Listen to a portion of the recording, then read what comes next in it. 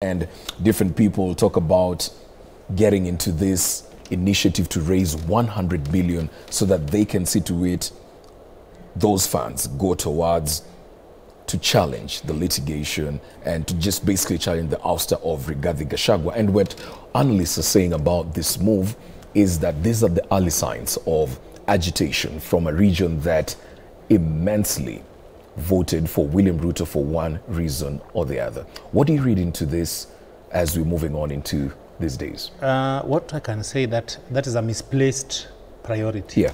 Let them use that money to develop their region. Mm-hmm. They can pay fee for their for their students in universities, or who want to go to overseas, or implement few things where there's gaps in their region, because the marriage between William Ruto and Gachagua is over. Yes. And even if you go to court for 5 years, it will remain that the marriage is over. Mm-hmm. They need to think about what will come after 2027. Mm-hmm. And 2027 is still far. And this time round, politics is very difficult to predict. Yeah. Because of what is happening world all over. Mm-hmm. You can't say that this formation may carry the day. Mm-hmm. This is very difficult because of the hard economic times. Mm-hmm. You know, the population have just decided to keep quiet. Yeah. They are not talking. They are quiet. Somebody have just, with their suffering, they have decided to accept and wait for the right time to react. Mm-hmm. So predicting them is very difficult. You see, we were discussing earlier the issue of Gen Zs. Nobody expected Gen Zs to the level they reached. Nobody. Mm-hmm. Nobody predicted. Nobody, even the intelligent, could not. That's what is going to happen in 2027. Most Kenyans have reverted back to their homes, mm-hmm. their businesses, their workplaces, whether they don't want to know about politics, but people don't want politics now. Yeah. They have a lot. Their hands are full with so many things, school fee, health issue, mm-hmm. To an extent, they don't want to talk about politics. Mm-hmm. So now politics should be put aside, and then let us focus on how we can revive the economy, and more so to put those who are in the office to task, to deliver. Yes, the economy is bad, but whatever you are receiving, can we see mm-hmm. the output? Whatever little we have, can we see any small changes you are bringing with whatever little you have? So I'm advising our brothers from Mount Kenya that from where I come from, we have been in opposition for a long time. Being in the opposition, more so when economy is bad, is not easy. Let them prepare themselves for a lot of things. Yeah. The earlier they decide to work as a team and see, focus on the future, the better for them. Because Gachagua is water under the bridge.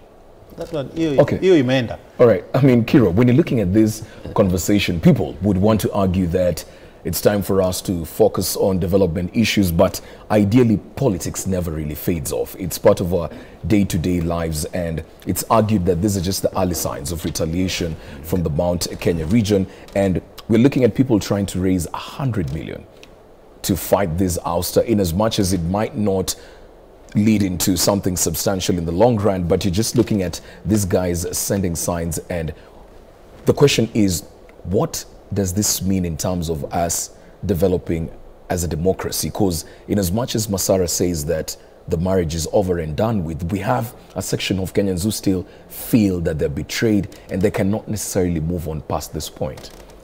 Well, there are a number of challenges, and always it is important when something is beyond you, you re-energize yourself, and you do a bit of calibration to ask yourselves, is it important for me to pursue this line of thought? Mm-hmm. Increasingly, my worry about the Mount Kenya bloc is that the regime of the day is trying to look for a way of isolating them. Yeah.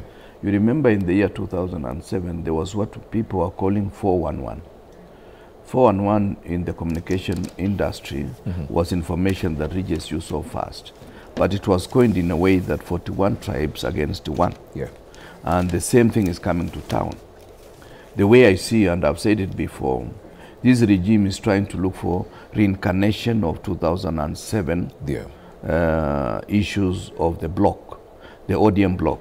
And I've said it is not past us that William Ruto might dissolve UDA and move to ODM for purposes of inheriting Raila's constituency. As to that will work is a matter of time, because I know William Ruto will do anything that can guarantee him success. That's why he has never failed in any political game. So if I was to advise the Mount Kenya bloc, is even the Honorable Gachagua, is for him to think and realize that this is fait accompli. Fait accompli in the sense that whatever he does, he cannot be a deputy president in the intervening period. What he needs to do is to say, what can I do to be relevant politically in the year 2007 and beyond? That, in my opinion, would be actually a more useful engagement. But raising and thinking that litigation will solve a political problem, because you see the issue of impeachment had nothing to do with the law. It had everything to do with politics. And I remember I worked with Ruto for 2 years in the run-up to 2022 election. And the very reason why I left him is because he chose a candidate that I felt their character, when it comes to industrial psychology, is the same.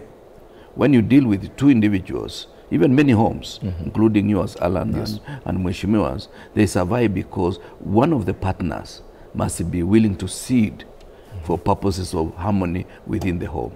And even in terms of presidency, or in terms of governor and deputy governor, one of them must be able to tolerate.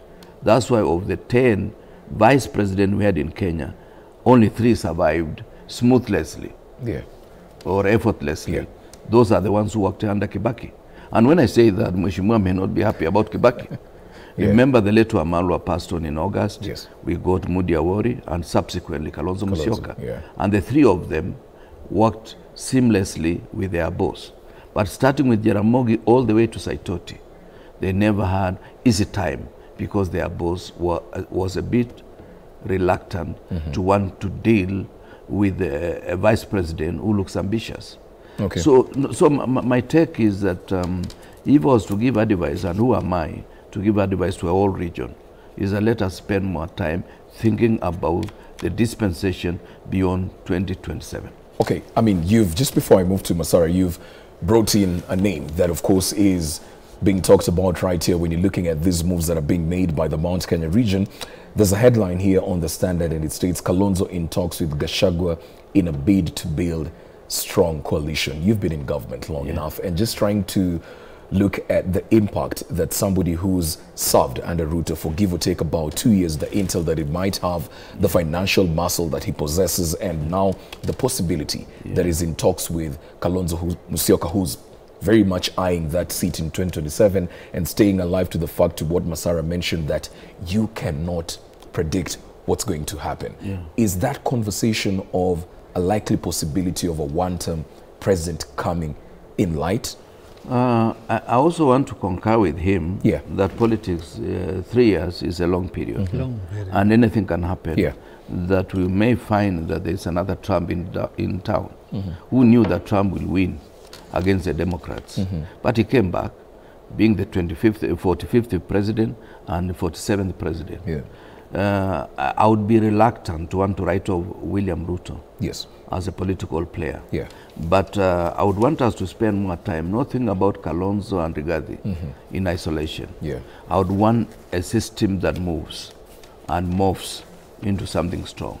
Charity Ngilu, Wamalwa Kijana, and Mwai Kibaki, in the formation of NRK, it took a bit of time and effort for individuals to discuss and also think of the 3 of them working together, given the fact that 5 years earlier, they were competing for the same position. So for me, it would be, who are the other people? Apart from Rigathi and Kalonzo, who are the other people? How can we complete this map of Kenya that gives alternative to ODM, UDA coalition? Because I can see whether Raila wins at the AU or does not win, I can see the 2 of them are likely to work together in 2027. Or Raila may come back as a monster that will remove Ruto out of power. All these are possibilities.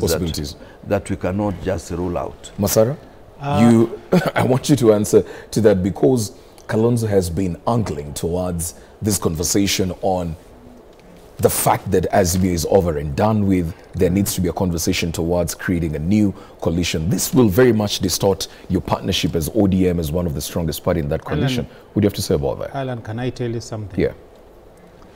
That's my own take. Kalonzo missed the opportunity. Okay. Kalonzo will have seized the Gen Z's generation and run away with it. He refused to take it. He went home. You know what he was doing at home. Yeah. Now, creating a wave that can sweep William Ruto from State House cannot be done by Gachagua and Kalonzo Musyoka. Based on the history of this country, that one I can tell you for free. That does not need prediction and what. Yes. Remember what happened in 2002. Who knew Raila can work with Kibaki? Remember what happened in 2013.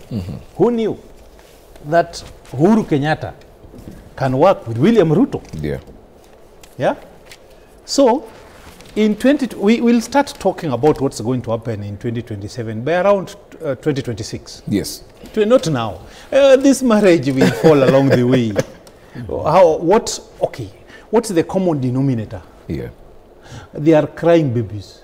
Gachagua has been removed. Kalonzo has been denied opportunity. He feels betrayed by Raila by not joining them to do what they are supposed to do. Where is it written that Raila must speak? Is when opposition is working. Yeah. He can be in TVs every day. He can lead demonstration. My friend, it's not Raila. It must be Raila for opposition to work. Yeah. He had now the opportunity to be the leader of the opposition, vibrant one. Yeah. But he's scheming for 2027. Do you think people will follow you outside the government for 2027 when you are not vibrant? Why do you think he didn't seize that opportunity, as you've said so? My friend, the Gen Zs lack the leader. They say they do not want a leader. They're leaderless. Yes, but you create an impression that you can lead them because they are leaderless. You can tell them that the aspiration you have, I can implement them. Then you become their leader. Mheshimiwa, when you speak about this, how do we become leaders ourselves? Okay, let me ask Masara, you speak just with, a moment, you speak with so much conviction, and you're convinced that these Gen Zs are going to play a very big role in 2027. Majority of them are going to be voters. Majority of them are going to be voters. Yeah. And don't forget, these people have been sensitized. They know what it means, what governance means to them. Yes. You see, they were talking about you have let us down. They wanted it to kill all MPs. You are our problems. Yeah. Even they didn't trust even their parents. They were talking, our parents, you are our problem. So they have several problems, and they have identified that nobody can sort their problem out. Yes. And their problem can only be sorted out by leadership. So they'll participate actively. You know, youths are many, but when it comes to election, they usually don't play, they usually don't deliver. Yeah. How many youthful leaders do we have here in Parliament? Very few. Very few. But and the youths are the majority. Do you know why? Some don't even register as voters. Some don't have even ID cards. Some, the day of election, they are drunk. They are playing their own thing. But come 2027, for the first time in the history of this country, my friend, the decision makers are the Gen Zs. But do you believe you even as your party yourself? Of course, the argument has for a long time been that parties do not give this opportunity to young people. No, you're very patriarchal, because let me tell you. You've mentioned that we don't have many young leaders, but let me even tell you yourself. Let me tell you, brother. Yeah. In politics, you are not given opportunity. You fight for that opportunity. You create your own space. You create it through thick and thin. Yeah. You remember, I came last Parliament was here as an independent member of Parliament. Yes. In an ODM zone. Yeah. Do you know what happened? I didn't have independent voters. Those voters were ODM. But what I did is to make sure to engineer their brain that I love Raila, that when I'm elected, I'm going to work for Raila. And they voted me. You create your space, your own space. Nobody will give you. Look at the issue of women. We have been given counties, what, but nobody's taking them serious. This can't come 2027. Yes. If you are in leadership position now, you must deliver. Otherwise, Gen Zs are going to kick you out. Okay. And anybody who wants to be in leadership, you must understand the language of the young people. And the language of the young people, they don't want corruption because corruption is killing their future. Yes. They don't want people are tribalistic because they are tribalists. Do you know the Gen Zs are tribalists? Yes, I mean, okay. So there are two issues here which are very fundamental. Anybody in the office must deliver. Anybody who is not in the office and want to lead these Gen Zs must prove to them that you understand their language. And I don't believe Kalonzo can understand the language of the Gen Zs. No, he can't. Okay. Gachagua now cannot because it's a, he's a tribalist. And these people are tribalists. So when you want to talk, you want to be a leader because of your region. But let me ask you, Alan, Kindiki is from Central. It's not from Nyanza. Yeah. It's not from Rift Valley. Was it a must for Gachagua to be the deputy president? It was not a must. And actually, his appointment was a mistake from the word go because of his history. Okay. He has never performed anywhere. He has failed in all the positions he has been. Yeah. And actually, even in the public administration, when he was a DO, the reporter as he was suspended. All right. When he was working for Uhuru Kenyatta as the PA, he was suspended. When he was a one-time MP in Parliament, he never contributed to any meaningful debate. So the right thing to do now for the people of Central Kenya is to plan. How do we get, because this is their government. Without the central people, Ruto will have not been the president. That's the truth. Now, they should not run away. Let them use people like Kimani Chungwa, those who are remain in the government, to get what they can get. That's my advice for them. Because we, from 1963, we have been in opposition. We have very bright people in Nyanza who all have been in the university because of the circumstances, the political landscape. They didn't join university. There are people who could not get treated because we're in the opposition. There are roads, my brother. The fishermen, I'm coming to you, Masara Kim. We're out of time, but just as you gave your closing remarks, he's sitting very careful, clearly, that Kalonzo Musyoka does not stand a chance. He doesn't have any sort of relation to the Gen Z, who he believes will play a very key role in the 2027 elections. Kira, as you give your closing remarks. Well, it is very interesting and very instrumental. Yeah. If I did not know the party that he comes from, I now know. Yeah. Even when he was independent, he was more ODM than independent. That's the Honorable Masara. Yeah. The issue is, it is simple. Let's go back to history of this country. In 2001, some kind of opinion polls were carried in America, what we call Kenya Community Abroad, KCA. And Mwai Kibaki was not among the top 10. Yeah. There were other people, Raila Odinga, Katanangala, George Saitoti, and many other people. But when it came to 2002, Kibaki got 66% of all the votes cast. For me, I've said, and I will still say, never write obituary of a politician unless you are dancing on his grave. Kalonzo Musyoka is a factor in terms of longevity and in terms of issues that can be canvassed around the table. At the end of the day, 2007 is too far for us to make any serious conclusion. And therefore, writing off Kalonzo Musyoka is foolhardy. It is something that we must re-engineer ourselves, think about it, and occupy this space, knowing that the current regime will not fall on the issues of its performance, but many promises that they have made, 1,000 of them that they have made without effective delivery of all those promises. It must be the disorganization of the opposition for us not to clinch that particular position. All right. Well, sir, Alan, what I want to say first, I concur with Waziri that 2027 is still far. So many things will happen along the way. But as a politician, we will play politics every day, but politics of development. Because if you want to raise 100 billion to pay lawyers. Million, actually, what's the end game? Do you want to take Gachagua to Ruto by force? Kindiki is now the deputy president. So we need to focus on things which can bring stability to this our country. Let me tell you, Alan, this country is bigger than any other thing, me and even William Ruto, because without this country, we can't be in leadership. So my first priority is to ensure whoever is in the State House does not matter to me now. What matters to me now, how can I stabilize the economy of Suna West? What can I do to the people of Suna West? If each and everyone can think along that line so that people from coast Central Province and everywhere, we bring our resources together to stabilize this country. Yes. That is what matters to me. Okay. Moving forward, we need to start reasoning as Kenyans, but not people from a specific tribe.